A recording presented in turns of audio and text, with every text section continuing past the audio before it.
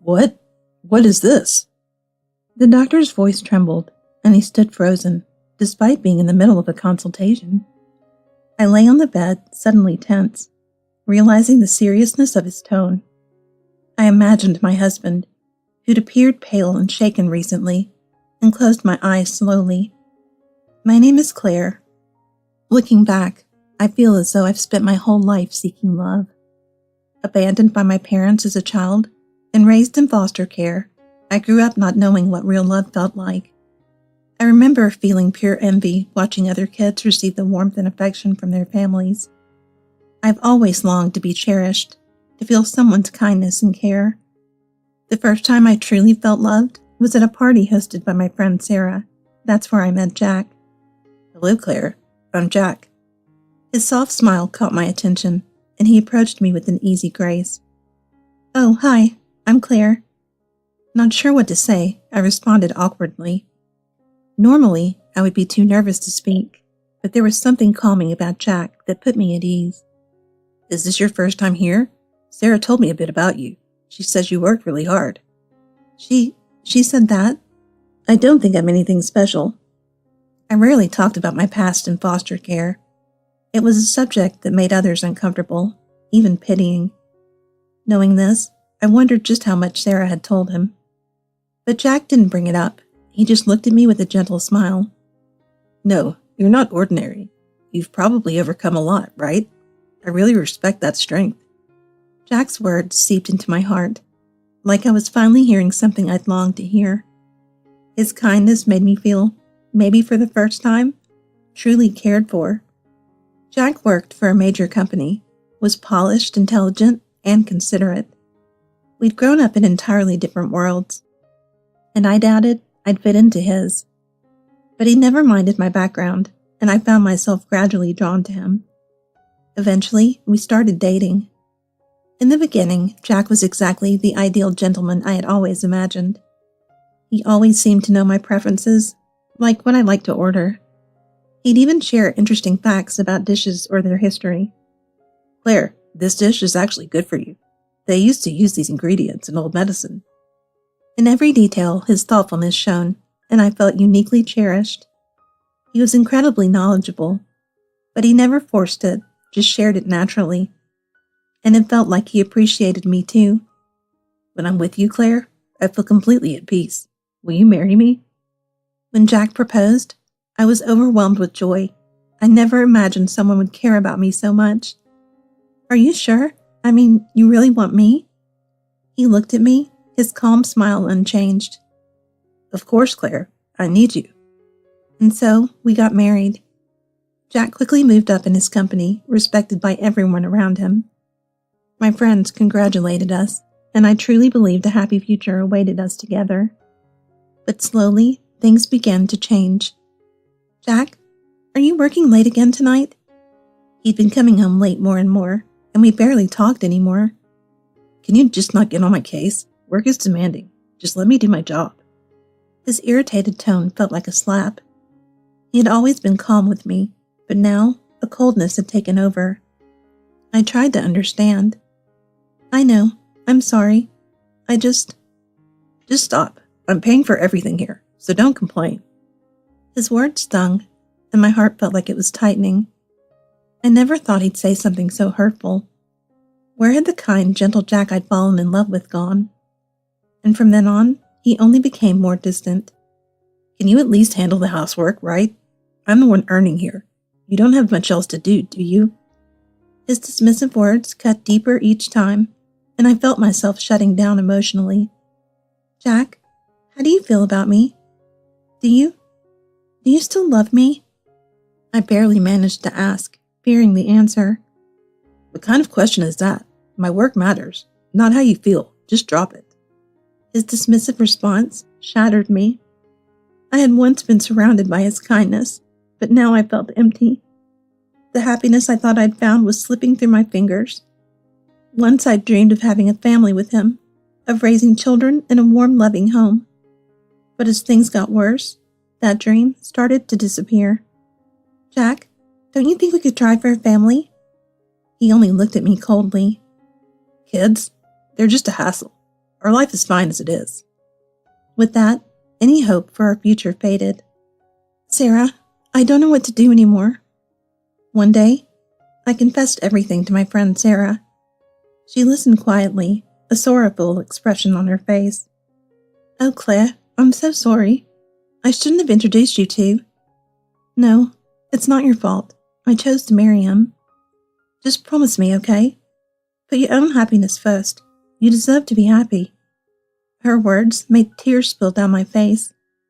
I could never have imagined how this marriage would turn out. In public, Jack was still the perfect husband. Around his coworkers and friends, he was always calm, always gentle.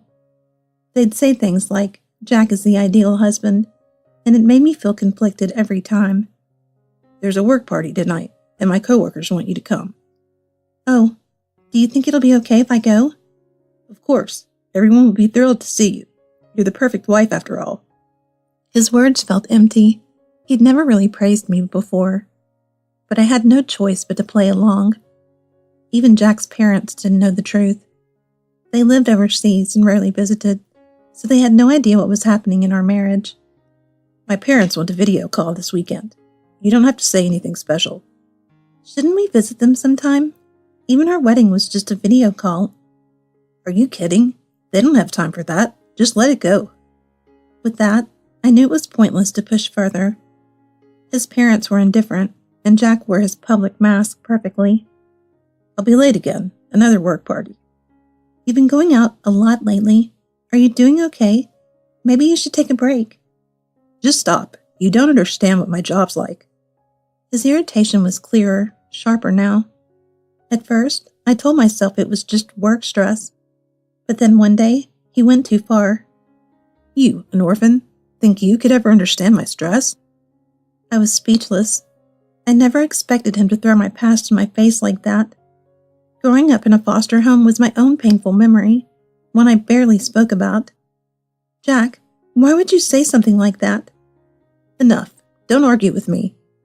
He became more cruel, even physically aggressive. It started small, just a shove here and there, but it got worse. Jack, please don't. Shut up and do what I say. Eventually, we stopped sharing a room. Our lives became completely separate, and I grew lonelier by the day. One evening, he saw me about to leave for the grocery store. Where do you think you're going? You have no reason to be out. I just need to pick up some things. Don't go anywhere without telling me. You never know what you might get into. He even began to control when I could leave the house. I hid my bruises under long sleeves, even in the summer, so that friends like Sarah wouldn't find out. Is it hot? Why are you wearing long sleeves? Oh, just to avoid getting sunburned. I lied, afraid of what Jack might do if I said anything. Jack, I think I need to see a doctor. For what? Just stay home. You don't need a doctor for anything. But I'm not feeling well. Maybe I should just get checked. I told you, don't do anything unless I say so. He wouldn't even let me go to the doctor. As my health deteriorated, I lay in bed, isolated and afraid. Each day passed with no escape in sight, no way out of this life.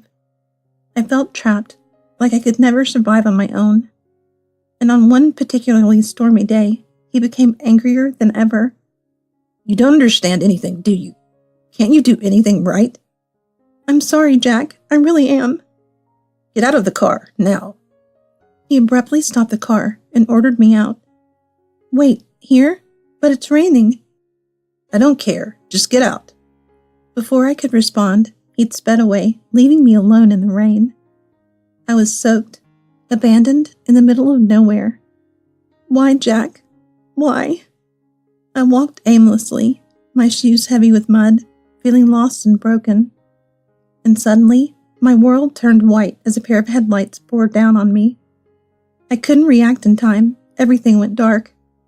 When I woke up, I was lying in a hospital bed, pain throbbing throughout my body. We need to prepare for emergency surgery. The doctor's words echoed in my mind as I drifted in and out of consciousness. Surgery? Why? What happened to me? Your injuries are severe. We need to act quickly. I barely nodded, my voice too weak to respond. The doctor began to examine me, but then froze mid-motion. What is this? These bruises, these scars. What happened to you? I felt frozen, exposed under the doctor's cornered gaze. Every mark Jack had left on me was visible now. There was no way to hide the truth any longer. I could feel a wave of shame and helplessness wash over me. Who did this to you? His voice trembled, and I realized that everyone in the room could see what I had been hiding for so long.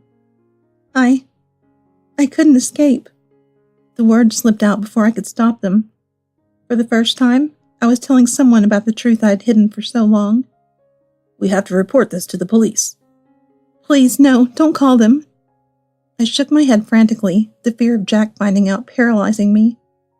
I knew what he was capable of, and the thought of his anger terrified me. But in your condition. He struggled to find the right words, but ultimately respected my wish. For now, let's focus on getting you through the surgery. You're safe here. I felt a small flicker of relief, but deep down, I knew this wasn't over. As they prepared me for surgery, memories of Jack pushing me out of the car replayed in my mind. Would I ever be able to escape him? Could I build a life without fear? I couldn't answer those questions yet. But in the fleeting moments before surgery, I felt something new, a glimmer of hope. And when I woke up after the operation, I was alone. Hours later, I heard footsteps outside my room. The door opened, and there he was, Jack. His face was pale, and I couldn't tell if he was worried or just angry that I'd been taken to the hospital. What's this? What did you tell the doctors? I didn't say anything. Don't lie to me. You're making me out to be the villain here, aren't you? His voice boomed through the room, startling the nurses outside. He grabbed my shoulder roughly, his face twisting with rage. You did this on purpose, didn't you? You set this up to make me look bad. No, I would never. You have no idea how stressed I am, how hard I work. I'm the real victim here. Jack was too furious to see reason, only focused on making himself the victim. He was incapable of empathy, of acknowledging the pain he had caused. Then the doctor walked in. What are you doing? She's just come out of surgery. She needs rest. She's lying. She's setting me up. Sir, her injuries tell a different story. They've been accumulating for a long time. There's no proof I did any of it. Jack, please just stop. My quiet plea made him pause, but only for a moment. I'm warning you. If you don't leave, we'll have to report this to the authorities. Jack's face turned red with anger, but he seemed to realize he had no other choice. He looked around, as if waiting for someone to back him up, but there was no one. You think you can just throw me out? You don't know who you're dealing with. The nurses watched him silently, their expressions full of judgment and disbelief. We care about the safety of our patients, and we won't let anyone jeopardize that. Jack stood frozen for a moment. Then he turned and stormed out. I watched him leave, and for the first time, he looked small, vulnerable. Just go, Jack, please. His eyes widened, stunned by my words. In all our years together, I had never spoken to him this way. For once, I didn't care about his reaction or how he'd feel. Something inside me shifted, like I was reclaiming my own strength. Jack didn't say another word. He left the room, and I took a deep, shaky breath. Tears filled my eyes, but this time, they weren't just from fear. They were from relief. You did well. It's time to start your recovery, step by step. Thank you. Really, thank you. His words brought a sense of peace, a tiny light in the darkness. But I knew this journey wasn't over. Jack was still out there, and I needed to find a way to protect myself. A few days later, the hospital staff filed a report, and Jack was arrested.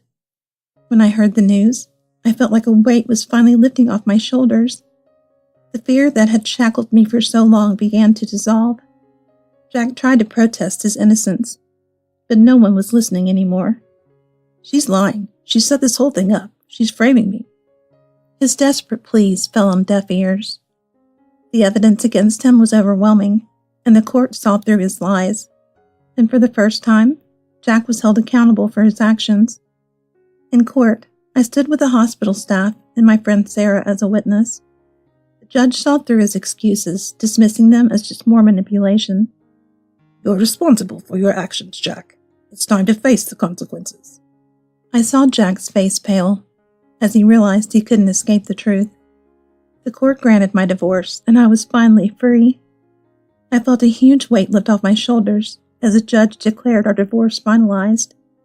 Jack was now facing public shame and the consequences of his own actions. News of the court case spread quickly, and Jack's image was shattered. His co-workers, friends, and even his family started to see him for who he really was. Jack had lived a double life, but now everyone knew the truth. He was quickly fired from his job, and any credibility he had was gone. Please, you're all I have left. I promise I'll change. Jack, it's over. I don't owe you anything anymore.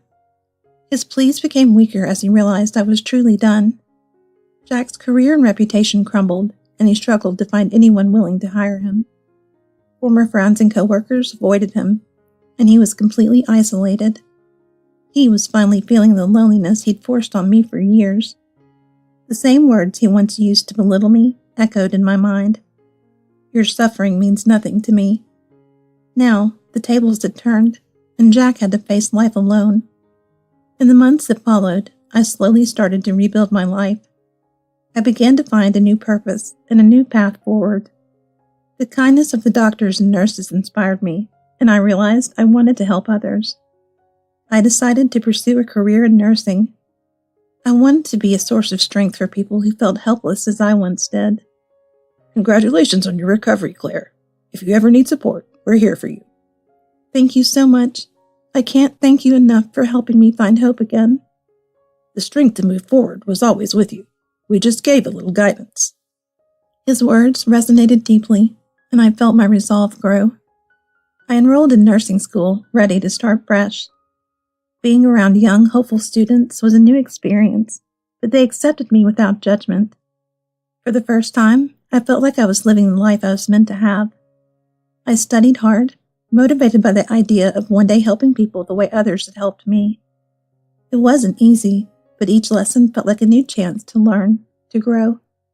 And little by little, my past became something I could live with instead of something that weighed me down. As I spent time with my classmates, I felt a sense of joy I hadn't experienced in years. We studied together, shared laughs, and supported each other. Those small moments reminded me of the life I'd always dreamed of. My friend Sarah cheered me on, encouraging me every step of the way. I always knew you'd find something that makes you happy. You're going to be amazing at this. Thank you, Sarah. I couldn't have done any of this without you. With each passing day, my confidence grew, and I knew I was on the right path. Nursing school gave me a sense of purpose and taught me to trust myself again. My journey had been painful, but I was finally reclaiming my life. And while the scars of my past would never fully disappear, I had found a way to move forward. I was no longer a prisoner of my own fear. I was free.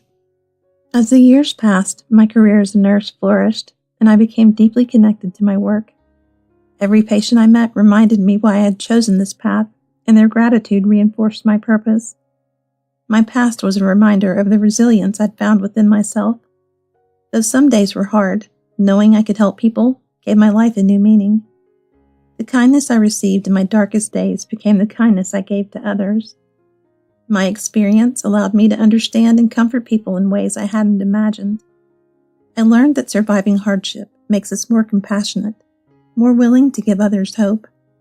And I finally believed that love, real love, was not something that harmed or controlled. Love was about support, empathy, and genuine care. One day, I was leaving work. Sarah came to visit, bringing a bouquet of flowers. Look at you, living your dream.